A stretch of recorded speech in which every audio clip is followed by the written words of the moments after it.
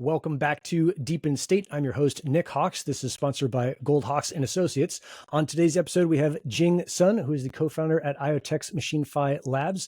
This episode is sponsored by Goldhawks and Associates, the most experienced DePIN consultancy in the space. We help projects develop strategy, messaging, and token incentives. We'll have a little bit more on us later in the show. Before we get started, make sure you hit the like, subscribe, smash the bell, all those things that help us keep bringing great guests like Jing to you. Jing, thanks so much for making the time today. Hi, Nick. Great to be here. Thank you for having me.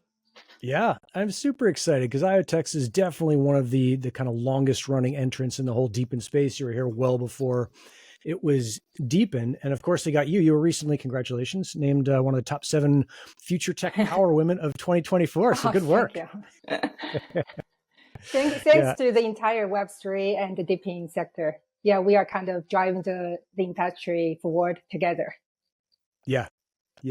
Now, you're one of the founding members of IoTeX. You're head of investment and ecosystem there. You've been doing investment a long time, 2013, and the huge long list of companies that you've been investing in. Maybe we start, before we get to the funding that you guys have recently done and 2.0, is start with how did you get interested in IoTeX? What was your start there? Definitely. Yeah, my career path or how I got into the crypto is a little bit different from all the technologists, co-founders. So I was a kind of venture capitalist in Silicon Valley in the past kind of 10 years. Before that, I was in Singapore and also doing the investment. So basically my entire career is really on the investment. But before crypto, which is starting from 2013, we kind of put together the fund and really focus on, the most kind of disruptive tech like AI, IoT, cybersecurity, AR, VR, all the kind of the disruptive kind of technology you can imagine. Until 2015, my kind of the first way to get into crypto is through my portfolio, through my founders, like I invested in, I learned from them. And then some of the kind of the big projects, they are starting to look at, if there's any way for them to scale and, if there's any kind of like open ecosystem, which will kind of help them to prevent from all the kind of the manipulation from the centralized exchange, centralized, kind of company. So specifically for some of the AI data company. So we invest in, at that time, we invest in a lot of AI data company. There's no generative AI, there's no open AI, but it's all about the algorithm, how to make the algorithm better so that it make the data useful. And then for each of those portfolio, when they get to a certain stage, and then they have no way to scale. Why? Because they are lack of the data. Why? Because all the data, the ownership is actually belong to all the centralized, tech giant company. So all the innovative project become like, what they only can do is about like how to create a better algorithm and integrate it with, into the centralized, data system. So eventually they will got acquired.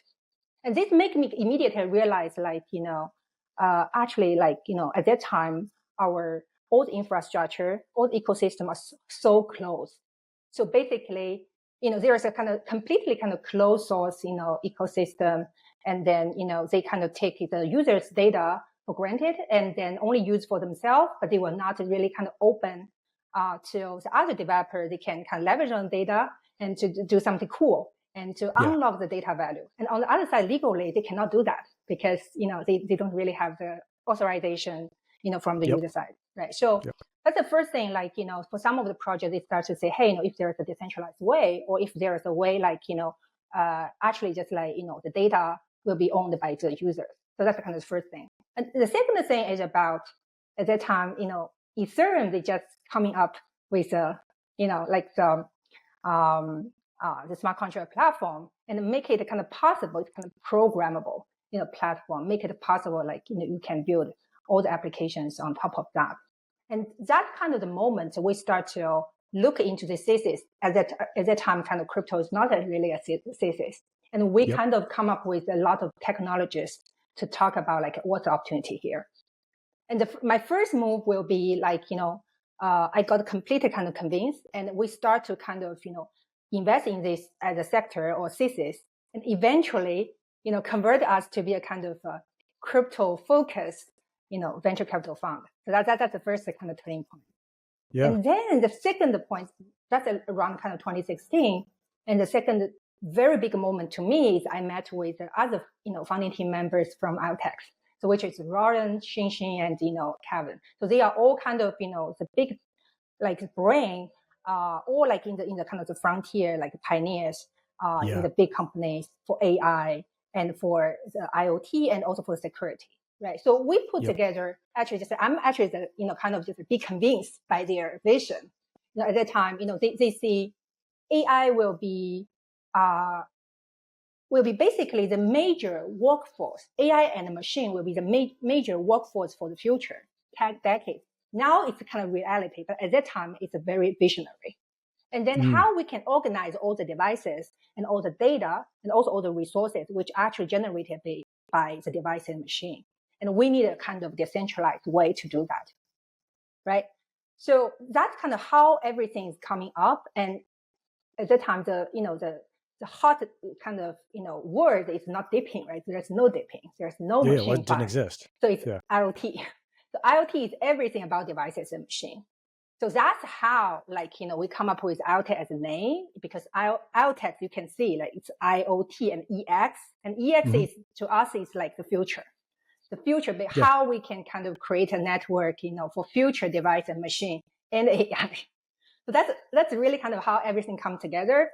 And I decided to invest in them, when I saw kind of the white paper. And after actually kind of half year to 1 year, and I'm convinced and decided to join them as a founding member.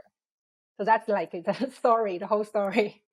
Oh, that's super cool. And that was, that's what, 2016 you said? Must be 2016, 17, 18? 2016 like and, early 2017. 2017, okay. So then you guys are working away on that, as you said, way before DePIN, which probably only got coined 2022, 2023. So very, very recently. Definitely. As a recognized thing. You guys must have been psyched when you saw Helium come along and say, oh, this is like, these guys are really helping bring visibility to the system. Yeah, huge respect for the Helium team. I have to acknowledge, Amir and their team, basically they create this model. But nobody really know, it's DePIN or whatever term, which doesn't really matter, right? So So I think the first phase, for us, we are kind of building the infrastructure because, at that time, there's no dedicated infrastructure specifically for device, and the device economy. Totally. And after, we launched the we launched the IoTeX layer 1, which is back in 2020, right? It's almost at the same time, and we see like a Helium coming up. You are the earliest kind of community member and contributor to the Helium, and and at that time we have figured out like what's the best use of the decentralized platform, right? And then we see like there's a DeFi. They are in parallel, right? DeFi is the biggest thing and almost like the most important kind of application, the first application on blockchain. And even now, and then people realize, okay, so it's about the financialization. It's about the tokenization. It's about the incentive, which really bring the value, to the people, the real people. And then I feel like, Helium, I'm not sure like how trigger their idea, right? So I feel they definitely also see that picture and they just like boldly use this kind of, concept or mindset and to use the incentive to bootstrap a real world, Wi-Fi or, wireless kind of network, right? So that's kind of just like, the things kind of get together. But for us, because we are infrastructure play, we're not really kind of application play. So from the very beginning, we always say, okay, so we provide a platform, we can enable, all the machines and the devices, they can coordinate automatically and eventually, enable a kind of AI-powered machine economy, right? But interesting. We didn't find a way, like, at that time, there's still kind of a lot of exploration stage until like, we try the DeFi and we understand, the financialization is the biggest part. And then you will see there's a GameFi and there's NFT and they are kind of financialized, different assets, and immediately we got it. So it's not about like the security or privacy perspective. It's about the financialization part. That's how like we come up with the MachineFi Lab, and which is back in kind of, I would say like, later 2021 and early 2022. And that's how like we come up with the MachineFi vision paper. And at that time, there's no DePIN. And I feel like, once we kind of, come up with the machine-fi vision, we got a lot of interest. I mean, those all kind of smart people, they share the similar vision.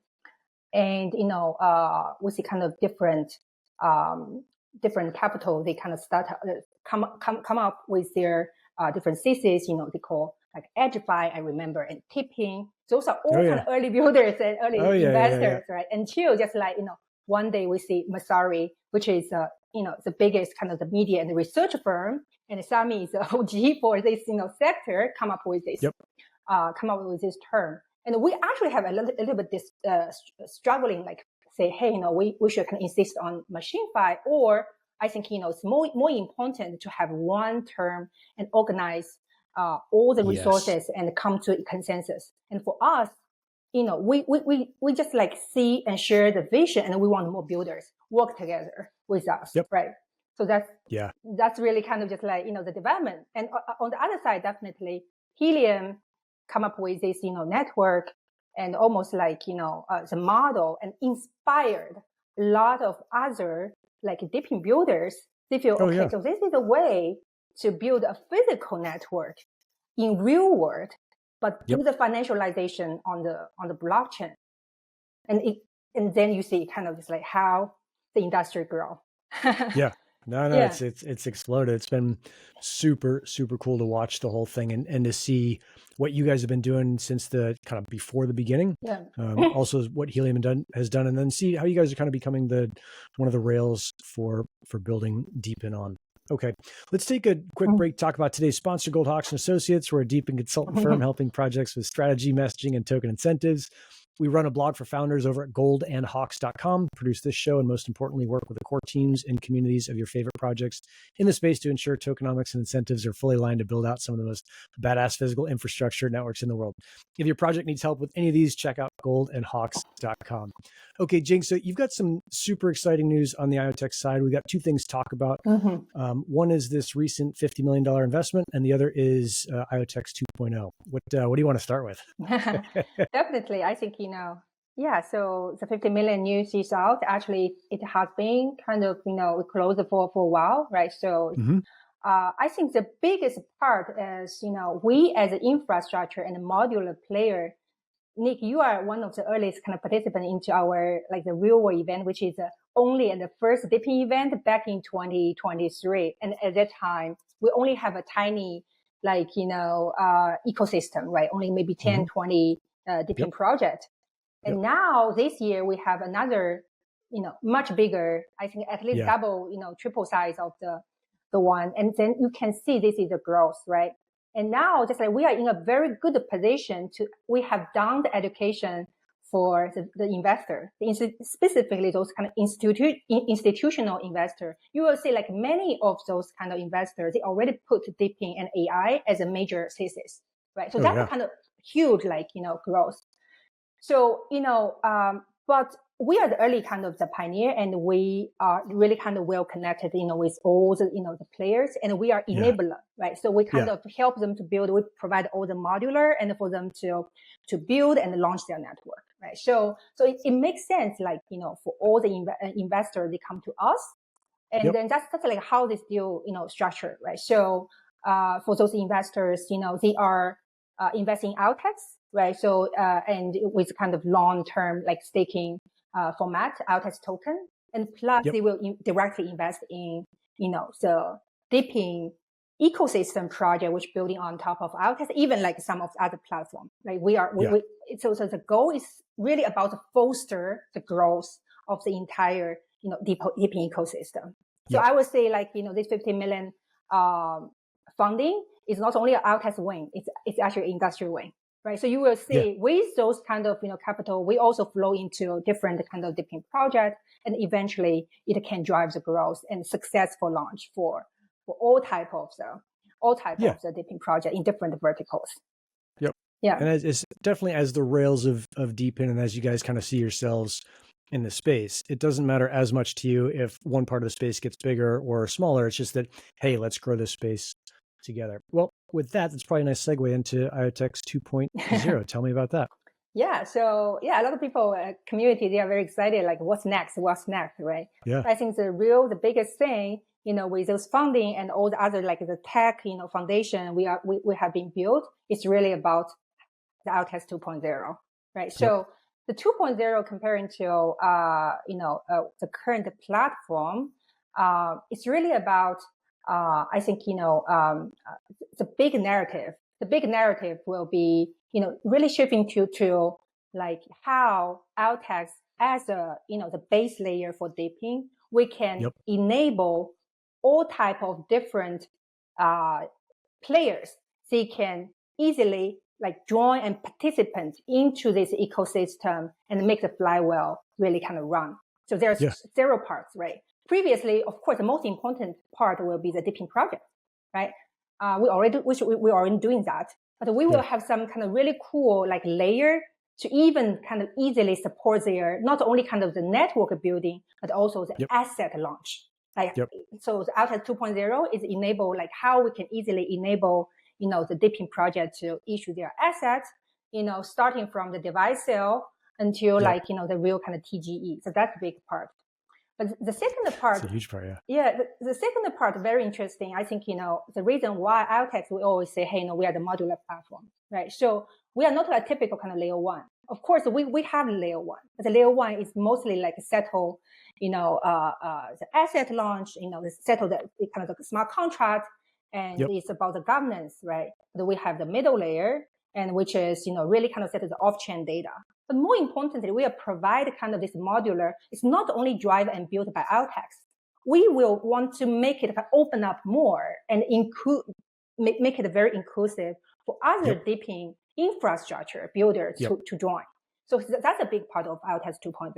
And we'll explain more. You will see like the white paper and all the other things, the roadmap. So basically, we are working with a lot of big, DIPN infrastructure player. And now they are like, super kind of siloed, work super siloed and separately. But just like with IoTeX 2.0, they can easily like, join our layer and become part of the modular.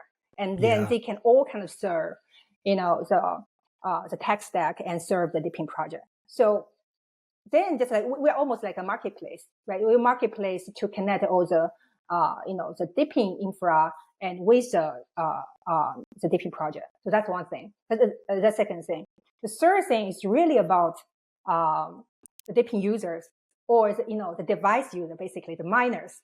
So Nick, this is the area you are most familiar because you are definitely the biggest kind of one of the biggest kind of community really kind of connect all the DIPN miners, right? So for us, we serve this purpose. Eventually, DIPN network is for people, for community. They kind of just built by community and also like, used by community, right? And now I think we haven't really opened up, this funnel, like how we can easily make community to discover the project and to purchase the devices and to connect and earn the asset. So with IoTeX 2.0, we make it possible and even much easier, right? So a lot of incentive and a lot of kind of campaign or a lot of new product feature will be coming up.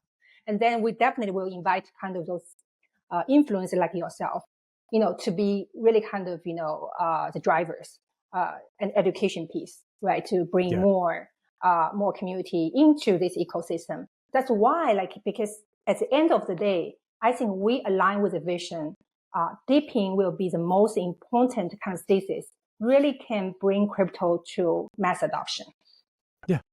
I think maybe it's not the only way. There's got to be some way that I haven't thought of, but it's certainly one of the biggest ways to see that. Okay. Well, super cool. I know you're ultra busy. I don't want to take up too much of your time, and I really appreciate you carving out some time to come on today. We'll have to have you back on because I got a ton more questions about IoTeX, but for now, I'll make sure I let you get back to the rest of your day. Jing, thanks so much for making the time today. Thank you for having me. Thank you, everyone.